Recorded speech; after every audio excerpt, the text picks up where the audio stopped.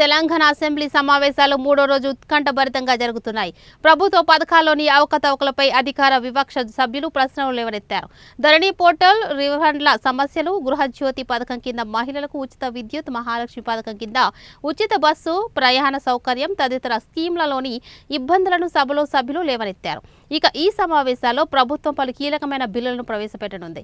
మొత్తం 5 బిల్లుల్లో 4 బిల్లులను CM Revanth Reddy table చేయనున్నారు. దాని మీద మీరు ఇంకొక విపక్షానికి ఇచ్చి మాకు మైక్ ఇవ్వకపోవడము, మేము అడిగిన ప్రశ్నలకు ఒక్కదానికి క్లారిఫికేషన్ లేదు.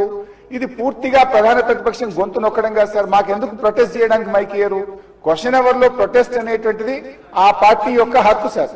సో అందువల్ల కైండ్లీ లీజన్, ఒక 2 నిమిషాలే ఇవ్వండి నాకు. Protest is our right, members right, rule book లో స్పష్టంగా ఉంది. మీరు మా దిక్కే చూడరు, మాకు మైక్ ఇవ్వడం అనేది కరెక్ట్ కాదు. ముఖ్యమంత్రి గారు మాట్లాడుతూ ఏం మాట్లాడింది సార్? ఇప్పుడు ఆయన మాటలు అసలు మూసి కంపు కంటే ముఖ్యమంత్రి గారి మాటల కంపు ఎక్కువ ఉన్నది సార్. అది వినడం చాలా కష్టం. అధ్యక్ష, మేము మాట్లాడితేనే బిల్లు కొడతారు అధ్యక్ష. మా పక్కన ఉన్నాం, మా షేర్వాణి చేసుకున్న మిత్రులు కొడితే మాత్రం ఏ రోజు కూడా మీరు బిల్లులు కొట్టరు అధ్యక్ష. మేము కూడా షేర్వాణి వేసుకుని వస్తాం. 20,000 కోట్ల ఎంత ఖర్చు పెడతామనుకుంటుంది ప్రభుత్వం? సూటిగా సమాధానం చెప్పండి. 2, ఇప్పటి వరకు మూసీ సుందరీకరణలో ఎన్ని నివాసాలు కూల్చి